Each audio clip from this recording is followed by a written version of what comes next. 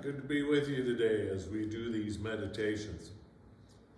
Just one quick announcement. If you're not aware, we have a really nice library here at the church that you're invited to use. The library is situated in what used to be the associate pastor office. It's now into a library. It's got comfortable chairs. It's got good lighting. It's got our church library in there. It also has a number of my own books in there that I'm willing to share. We invite you to use that library. A lot of good reading, a lot of good material in there to help you grow in your own faith. So we hope that you can take advantage of it. So to this week's meditation. We've been the last couple weeks and in the coming weeks we're following Jesus on his way to Jerusalem, and we listen in on the conversations that he's having with his disciples, which is you and I. And we're listening to Jesus say some very difficult things. You might remember 2 weeks ago, Jesus was sharing with his disciples, you must hate your mother and your father, your brother, your sister, your children if you want to be my disciple. Hard, right? This past week, we had the story of the sheep, the woman with the lost coin, where Jesus says it's more important to pay attention to the one who's not here than to everybody who is here. Right? Again, a hard saying for us. This week is a baffling parable. It's the parable of the dishonest manager. You can find this parable in the 16th chapter of Luke, starting at the very first verse. In this parable of the dishonest manager, there's a man, a rich man, we take it, who has a manager, and he hears that this manager is cheating him. So he calls the manager in, and he says, I want an accounting from you because you probably won't be here much longer.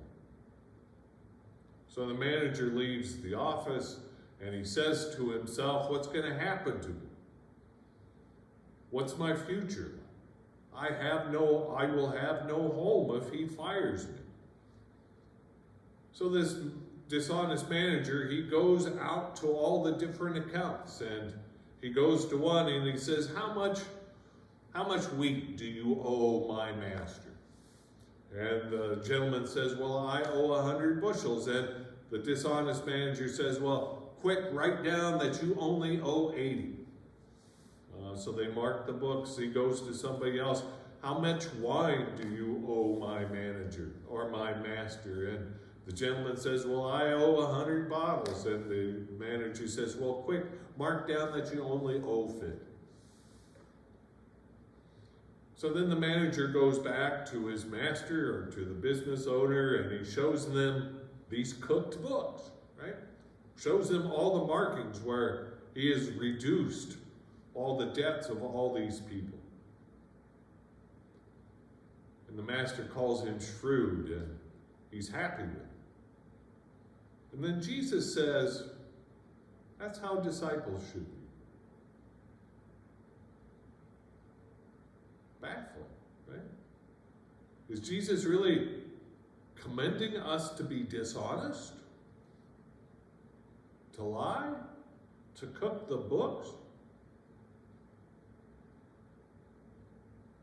I'm struggling here, right? And I'm not the only one. I've looked all this up, right? Many of the scholars are just baffled by this as well. Because it doesn't sound like the Jesus we know. Right? Jesus is not concerned about financial planning. Jesus tells us to sell everything we have. Jesus says, give everything you have to the poor. Jesus says, don't worry about tomorrow. Jesus is usually concerned about justice to the poor. So what's going on here? I'm not sure.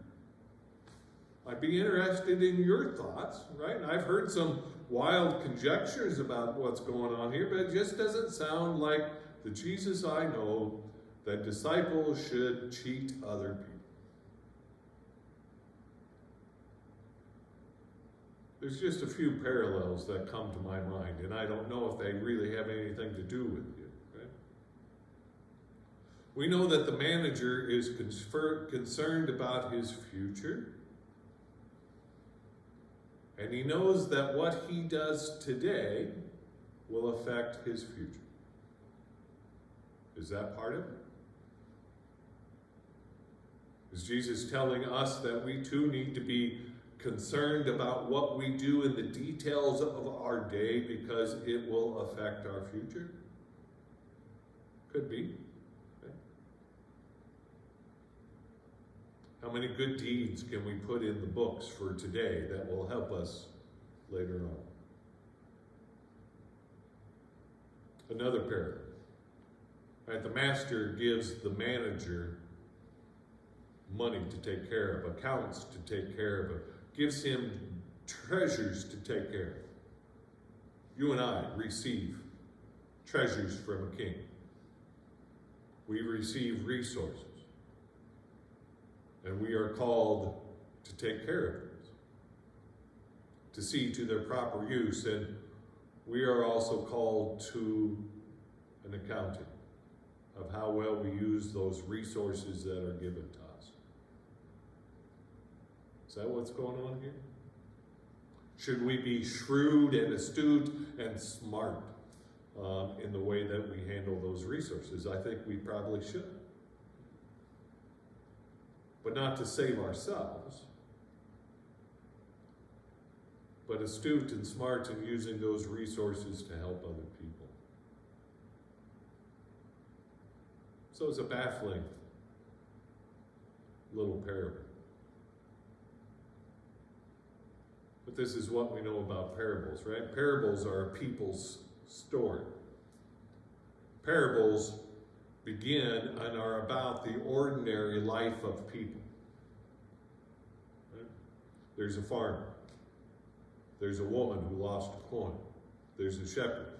There's a manager in charge of accounts. It starts in the ordinary life of people. But then the parables take us to the extraordinary values of the kingdom. And we know that the values of the kingdom don't always line up to the values of this world. So I'm going to have to study a little bit more, meditate on this a little bit more. Still baffles me. And I'd be interested in your thoughts too. Study it. What is Jesus saying to you in this parable that you can share with others?